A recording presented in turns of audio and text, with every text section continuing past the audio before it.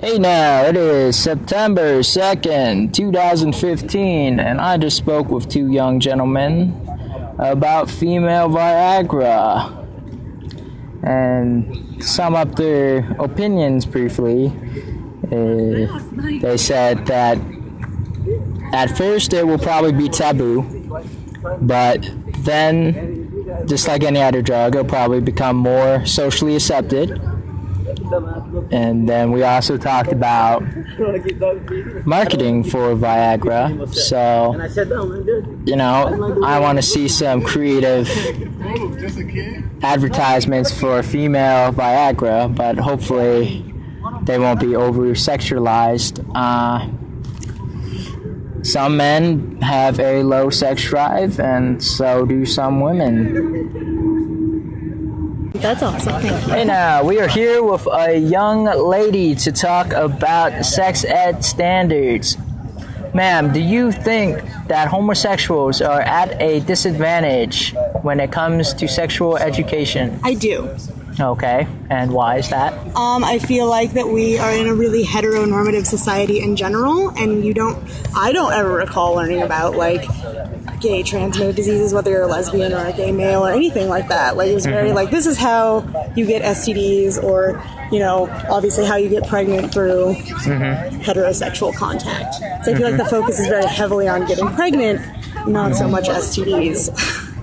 And I feel like they don't even really break it down to the scientific level. Like during sex, there's tissue on tissue contact, right. And if there's not enough lubrication, your skin will break, therefore you will bleed, and blood and bodily fluids is right. How. But it doesn't get broken down like that. It's like penis, vagina. It's not like things like tissues and things like that makes a lot more sense. Yeah. Like, there's plenty of different ways to have sex, whether you're gay or straight. So just saying, like, penetration or this way is how you get STDs is not right or fair for any, like, sexual orientation. I agree. So, for male-to-male contact in sexual education classes, my personal opinion is that we need to always advocate the use of condoms. And, get tested. Yes. Always get tested. There are free clinics throughout America. And also for female-to-female sexual contact, like, also get tested. Like, if you're sharing toys or whatever, use dental dams if you want. If you're sharing sex toys, you want to put condoms on those sex toys. And it's in a classroom setting, like, I guess it's awkward to say, hey, you should wash your sex toys with antibacterial soap and things like that, like proper sex toy care. Right. Yeah. No, it's definitely awkward, but I feel like I used to work in a toy store, and so there were a lot of people that would come in that were, like, completely unaware of this stuff, like grown adults, and it's like, just because those things aren't readily available to people under 18 doesn't mean they don't have access to them, Like, and there's the internet. There's the internet, you have older friends, things like that. Like, it's really easy to get a hold of that stuff. It's both. I'm down with both. Let's do this. Okay. But, yeah, I think it's important. And maybe it doesn't have to be like a classroom-wide conversation. It can be like, here's a pamphlet, we can have like a one-on-one counselor kind of thing, or, because, there are people that haven't come out yet that are still curious about that. Word. Sweet. Like, that's my thing. Like, there is, like, a safety issue of coming out. Like, unfortunately, we don't live in a society where everyone's safe, but that option should be offered. Okay. Like, now, do you know any homosexual friends, sir? Plenty. Yeah. We live in Colorado, downtown Denver. I had a couple of friends that were transgender as well. Transgender, I went to college at UCCS for a while in the Springs. Yeah. And so, I honestly, I understand the issues. I just don't get it. Yeah. Like, why is this a problem? Right. And, I want to be a future educator. I'd like to be a high school science teacher. That's what I'm going to school for. But one of the things that in my biology classes that I would very much like to bring up is sex ed and its standards or lack thereof. Right. Yeah. I mean, the whole teaching kids that the best way to go about sex is to not have any is not an education. No, at all. And like the problem with that is like you don't even, if you can't even touch on having sex, how do you touch on gay sex? Like if you're so like grounded in that, like Yeah. Like foreplay, lubrication, friction. right. You passed science class, but it doesn't seem that you understand how to apply it to real world physics. You know what I'm saying? When like that creates a whole problem within heterosexual behaviors, because if you don't know how to use lubricant, if you're not taught those kind of things, like not every woman is born with the ability to like self-lubricate. That's just science. That's so like just you how- were yeah. saying, like if we discuss it as like a tissue or a, you know, something a little bit more broad, then could be a lot easier. In my view, I feel like it's important to not only stress the educational value of sex in and of its act, because a lot of people get their education of sex from porn, and that's not exactly healthy. Oh, hey, that's an interesting point. Yeah. But I feel like starting the conversation less as a this is a thing and more of a this is a part of your physiology. Right. This is a part of the progeny of this species. Yeah. This is a part of most species out there. There are certain aspects of it that you should be aware of. Right. Particularly the dangers. It is dangerous, and it is chance. The chance that you're going to have disfigured children or children with disease is a product of your biology, your choices, and your life. I'm way more put off by that than being told like abstinence. Like Exactly. that, I'm just like, that's stupid. But if it's like genital herpes, I'm like, I should go buy condoms and be on birth control, and like I might still have sex, but I want to be completely covered. Like, Yeah. I feel like it's a product of the culture. Like we should really start to foster the culture, not only starting in high school, but before high school. That you start going to your doctor and actively participating in at least annual STD testing. Right. Full spectrum. I Just do like to- every partner. Like, Exactly. time for a Time new for- STD test. Like, Exactly. and like my parents always raised me as like in this like multiple level sex education. Like when you're little, it's like my Like, where do sister babies was come like, from? Yeah. learn to touch herself or whatever, and it wasn't like, no, that's bad. It was like, that's cool, do it in your room, that's a private That is a thing. private And that's thing. like, Just don't let anyone know. so It's now okay. we're not You're freaked human. out by Don't it, talk about it. but like it's not like scarring and bad, and it doesn't come with this like Catholic guilt kind Right, of exactly. thing. Like, And what's really important to know is that in sexual education, a lot of times they don't teach you that most sexually transmitted infections are not testable. You don't know whether or not you have them. It could take you a year. Especially for a male. Males have less STI and testing available than women. Yeah. For multiple reasons. But it's not like you get an STD and it's right there. It Exactly. could take a year to show up in your system. It could Exactly. take 5 years. Like, and another thing about all that is that they are viruses and bacteria, Yes. and they are infections. And if you are abstinent for an extended period of time, most of the time your body can take care of that infection. It'll push it out. Right. It'll heal. Okay. But in some cases, you've got it for life. right, like, And you should really be careful, because not only do you get that, but if you decide to have children later down the line, you are very likely to pass that on to them, and they are not at fault. And then they have to live with that stigmatism. Like, I remember when I had, I think it was 5th or 6th grade, I had a little herpes bump on my Yeah. lip. And this one That's kid what cold just, sores are. yeah, he just walks up into me and says, "Aha, you have herpes." And I was like, WTF, man? I'm like, And that's I'm like comes from 10, education. bro. What's herpes? right? Like, It's like that's a thing. I'm 10. medical professional told me that it's better to get it up here than down oh, here. hell yeah. because Yeah. you gotta know, like, I'd rather get hit in the lip than get hit in the dick, you know? Well, then, like, there are a lot of things only women can get, and when we're talking about heteronormative education, like, you have two lesbians that are sharing toys or whatever, and they don't know to use, you can make a dental dam out of a condom. Right. Like, that's something that, like, I wish I knew when I was in high school. I didn't learn that till last year. Like, And let's say a heterosexual male or female decides to experiment with the other gender. They know all about,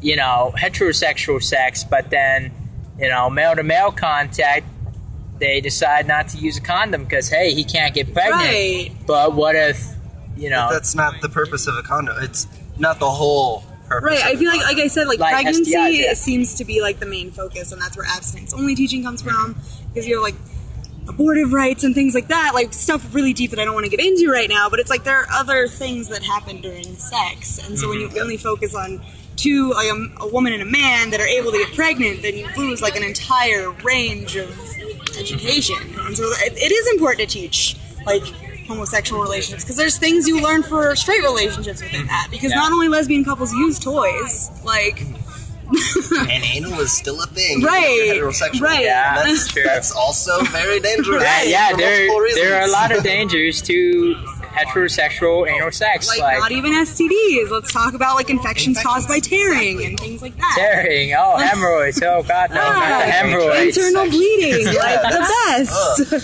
best. They're like, those things are better deterrents than saying just don't do it. Right. And the other parts of that is that it's not, like you're saying, it's not just male on female sex. It's an education of the other people think differently than you do, and there's still dangers. And there are benefits to using birth control. For instance, it de-escalates the severity of your periods. That's a plus. Yeah. It regulates your menstrual cycles. That's a plus. Just being on Using it. acne, Exactly. mood controllers, Exactly. like a lot of mood stabilizers can be doubled as a birth control. Right. Things like that. Like, And then, yeah. especially in conjunction with sexual education, you'd be teaching personal health education as well. I mean, Huntington's is a genetic discrepancy that runs in my family, and it's dangerous. It causes your death, but only after your progenital years. So you can have kids, and then it will set in, and your kids have a 50-50 shot of having it. Right. Having this health conscientiousness instilled in the youth at a young age will help them be more aware of their health, and it'll help them communicate with their doctors a little bit better. Being in communication with your personal doctors is a good thing that should be fostered. Right. Like, And being in control of, like, okay, I have these genetic conditions. I don't want to pass these on to my kids, mostly because I found it really hard to deal with it in my life, and you know, like there is this stigma attached to it. Yeah. And it would be far easier for them to just not go through it. So I'm not going to have kids. I'm going to adopt instead. Right. And then it's that there's a quote by one of our founding fathers that said an ounce of prevention is worth a pound of cure. Yeah. I can't remember exactly who said that one, but it was It was one of a good them. one. I think Ben Franklin. It sounds like something he would have said. Yeah. But an ounce of prevention is worth a pound of cure, and getting people in the mindset of being conscientious of their own health and extending that into their progeny Yes. will help eliminate vertically transmitted diseases. Okay, let's talk about heterosexual healthcare providers and parents. Do you think there's a problem there, like with parents being reluctant to talk to their kids about sex ed and doctors reluctant to administer STD tests? Do you think there's something wrong with the culture there at that level? The experiences that I have had, the problem is not with the physician's service. Okay. Physicians typically don't stutter or hesitate if you say you want various testings. Okay. That's their job. Yeah. Okay, fair enough. Good. They communicate if you ask questions. Okay. An enlightened populace will ask more questions and have better communication with their caregivers. They're supposed to be professionals. They're supposed to be professionals. fortunately, it's totally the opposite with women.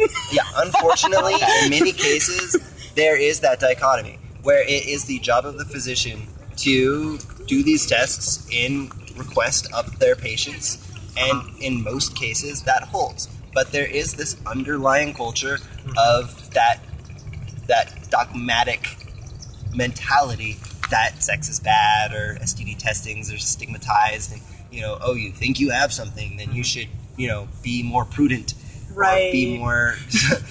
I mean, you gotta test me first. Right. Yes. I gotta know, doc. But in my experience, I haven't really. It is mostly the patient's reluctance to communicate with their doctor rather than the doctor asking questions about their patient. I've known this doctor for so many years. He knows my family members, and even that though makes them more there's comfortable. there's that HIPAA protection. Yeah. It's still awkward to talk to your healthcare provider. Some doctors, like when you're your like response. a woman, it's not so much that you're reluctant because, like, I'm not afraid to admit anything, whatever, but there are doctors out there that are like, before you even get the chance, are like, ooh, you're already having sex, and it's like just commentary like that that's like, well, now I don't want to ask you. Those are personal things that they're bringing into the right, but it's just like the way that they're communicating with you. You don't want to go to your regular physician anymore, and then you have to go find another doctor, redevelop that relationship, or you go to this doctor that you're afraid to ask for an STD test. You're already having sex and with the same gender? Right? Like, there's just like this whole stigma where I feel like I personally am cool with my OBGYN, but I know a lot of women that are like, oh, he said this, and so I didn't even bother asking why, this hurts, or my urine burns, or whatever. And it's like, I can understand that. I wouldn't want to ask like an asshole that. And when you have anxiety, or you're like a woman that's experienced this a lot, eventually you just kind of stop asking. Luckily, I mean, again, I haven't experienced that, but I know it exists. Yeah, especially in the more conservative areas. Right. Yeah, so. And that just takes education. I think Nelson Mandela said that the most powerful tool for change is education. Yeah. And part of that is the more previous generations, the more distant generations have had that mentality mostly because it was part of their culture.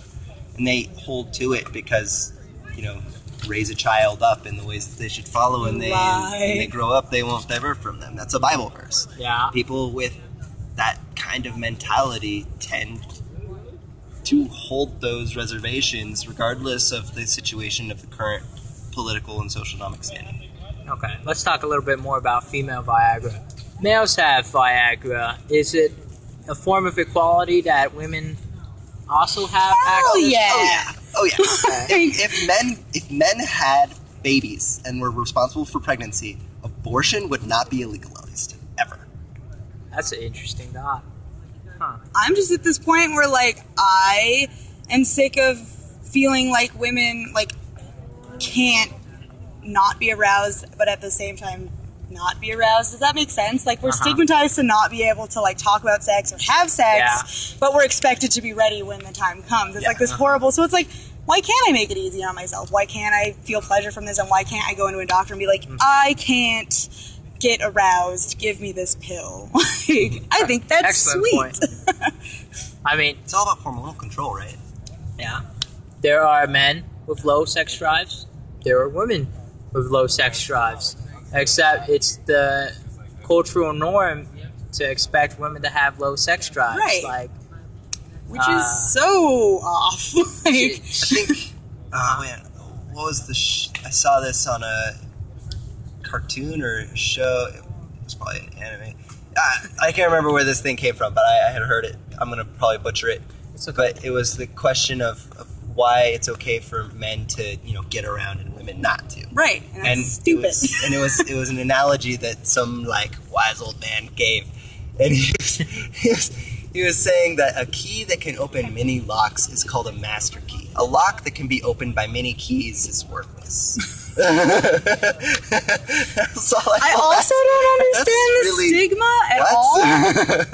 Because if you walk into a sex store right now, there is about this, like, tiny itty bitty wall. Right. So it's like, clearly there's a stigma for men masturbating and getting off by themselves, but they're supposed to be able to be aroused all the time. But I can only get off with, like, these tools and toys. Why don't I get a pill too? Like, why is it okay for women to masturbate and men not to, but it's not okay for women to be constantly aroused, but it's totally expected of men? Like, how does that make any sense? I want to prove, but I want her to put out. Right. Like, When the time calls for it, she has to be ready. yeah, like you have to have a personal porn star, and that doesn't make any sense. Like, All right. gross. So, Porn star. so let's try to envision what female Viagra commercials will look like. Will it be featuring petite women, busty women? Will it be over-sexualized? Will it feature... Honestly, I think it'll be kind of like the Dove commercials with that natural woman commercial series that they did, where it's like, I feel sexy in my body. It'll probably just be an interview setting. It probably won't be more of like the moaning and grunting and pushing. See, I'm unless our picturing, culture degrades to a point where they can show that on commercials. the middle-aged woman with a bob riding a horse on the beach with her husband kind of thing. Like, I'm doing this for my husband so I can be ready for him at all times. And it's like, I know that's where it's going to go, and that makes me so angry. Because it's totally sexist. Like, no, I want to see a bunch of, like, full-figured women and skinny women, like, talking about, like, ooh, this is what we did last night. I didn't know you could do that anymore. Hooray, party. Like, that's what I want to see. This is what I want to see. I want to see the opening of the commercial kind of be all like, this is a Viagra pill for women, and then it like cuts away, and this woman just throws a guy against the wall and starts like making out with him hardcore, and then it like cuts away. It's all like, who says he's got to be the one? Asserting sexuality. Like, I would love that. And it's just like, I just know in my heart it's not going to go that way, and it's so upsetting. Okay, so that's just the culture. let's assume that when female Viagra comes out, there will be a stigmatism against using it. Do you think after time that it'll grow to be more popular? I think contrary to what most people might think, I think the world is getting to a point where if Lady Viagra comes out, or XX Agra, Viagra. Viagra. Put it on the copyright. Yeah. It's our idea. When Viagra comes out, and I feel like it'll be more of a tool to help tip the balance. Because there is very much this balance that it is a male culture, but that has been changing since the 60s, and closer we've been more equalized. But there is still this underlying culture that women typically don't. You don't see a lot of women in particular types of jobs. You see them mostly in blue collar office work, secretarial, clean, over there kind of things, and where the men are still in the coal mines doing the lumberjacky, the macho work. You don't see a lot of lady garbage people. So they mostly aim for the cushier jobs, but that's partially because they can only be there for so long before they want to have kids, if they want to have kids. That's a terrible and then they get out to have their kids, and then they're typically the ones to take care of them. Partially because men are typically paid more because they're typically the breadwinners. Historically, they're paid more because they're expected to be the breadwinners. The breadwinners, support the family. Right. And women, they're pressured by their bosses to, hey, don't you have a kid? No, Right. not just their bosses. Their physiology. Women have mammalian cells that produce milk. Now we can bottle feed, but it is still, studies have shown, it is still more beneficial for the child to be breastfed. So there is a period of time where the mother has to be involved, or should be involved. Like, as a woman that's but like, coming ew, back to the job baby's should gross. still be open. Right. But the women who say, ooh, baby's gross, should still have every right to Right, and that's what I'm saying. Ladder. Like, I feel like that the female Viagra is going to be the thing that brings, like, the sex toy parties and the, like, quiet bachelorette parties kind of to the forefront. Like, there is a culture for women in sex. It's just not as, like, it's just not as predominant as men's sexual culture. And I feel like that's going to be one more thing to, like, kind of push us forward, like, very literally into the forefront of, hey, we like to have sex. Like, it's a thing. It's a thing. You gotta look at it like there's more surface area and denser tissues down there. Right. And so bringing it back to sex ed education, do you think that we should establish a more accepting culture for breastfeeding in public? Hell yes. Yeah, definitely. Okay. Guys are all like, hey, show me your boobs all the time. And then you pull it out to pop it in a mouth. And they're all like, ew, gross, put that away. Uh-huh. There's like this huge, like, I think the But you like big sexualization of breasts is a weird thing. Uh-huh. Like, I see a lot of men making the argument, well, I don't whip my dick out in public. And it's like, your dick isn't a boob. Like, your dick is specifically for urinating. Technically, you and whip your chest having out in sex. public. Right. Uh-huh. A breast is not, at any level, 100% a sexual organ. Mm-hmm. Like, it's a feeding tool. It's not for you, so why are you worried about it? Mm-hmm. It's for babies, and why can't a baby eat when it's hungry? Like, I as an adult do not want to eat my lunch in a toilet. Okay. You had a certain affection for them right after you were born, and it was your mother's. Think about that for a while. So do you think the whole breastfeeding in public shaming is a ploy to keep women at home? I would say so. I could see that. Like, it's definitely a way to, like, I don't think that's, like, 100% the reason, but it's definitely one more reason to be like, mothers belong in a house. Mothers belong It's not in this necessarily little box. degrading, more so it's demonstrative. Like, I'm not yeah. sure if I'm using that word correctly, but I feel like I am. It's, Makes sense in context. It makes sense. it's not so much a like you should be at home, like get back to the kitchen, woman. It's more of a like should you be doing that right here? It's mostly a comfort thing. It's one of those cultural systems. Like, that and it's have like, been in how place many for so cultures long. is it just like boobs everywhere? And it's not like dudes popping boners everywhere, because most Right. dudes in other cultures are fully aware. And there's topless beaches like all over Mm-hmm. Europe. I feel like it's mostly in the continental United States where we are still very Victorian in a lot of our mentalities. We used boobs as an advertising ploy, and now we can't escape that. So it's like, it's our fault we see breasts that way, Yeah, I would say but that. we can't. Okay. We can overcome that. We're humans. We overcome things. All right, let's wrap this up. Any final thoughts that you would like to get out there using your First Amendment right? Vote for Bernie Sanders. Hell yeah, women's sexuality. Like, hell yeah, anti-heteronormative anything. Like, let's teach that's everything in school. Like, sex is not a bad thing. Maybe you're not just male and female. Right, exactly. The animals don't think like that. They don't just know. No. And education starts at home. Yes. Yes.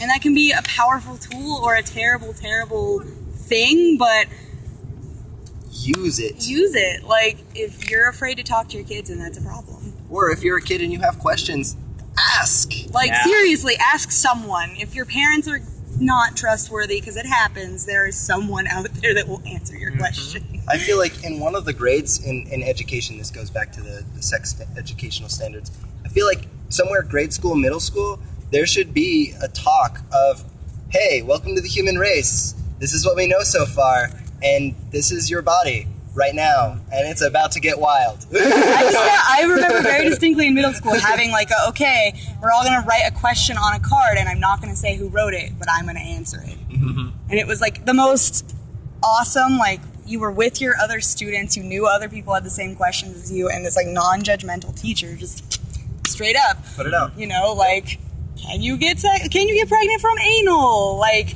But what kind of lubricant can you use? Like, things like that. It was just like, nobody cares. Like, Yeah, I think somebody from outside the system, like a healthcare provider, Oh, yeah. from just a random hospital, just comes into your school and like, hi, I'm not associated with the school or any religious beliefs. Like, come at me with your questions. right. That would, I feel like that did so much for me. I mean, I had really open parents, so that helped too. But like, I feel like there are a lot of people that can't talk to their parents, and that sucks. So they should have that opportunity once a year at their school to just ask a wildly inappropriate question just to have the answer. And you just brought up something that was really important, and I think might be another topic of discussion at a later date, is that like the idea of having somebody on the outside come in and like write the legislation on how to talk about something like this. Uh-huh. you should do that for like broader politics as well. When there's a bill that surfaces saying, hey, how should water rights be restricted or controlled to whatever degree, you don't get politicians and lawyers and businessmen involved in that legislation. You go out to people in the field who are scientists and technicians of water, cleaning, irrigation. Have a freaking caucus. You get a panel together. You get a panel together and you say, hey, you guys know your shit about this topic. Write some legislation that is informed, unbiased, and fair to the best of your abilities. Then we'll have our lawyers look over it, make sure there's no loopholes, and then write it into legislation. Okay. Thank you for your time. It's been a wonderful half hour. I will stop the recording there. Thank you.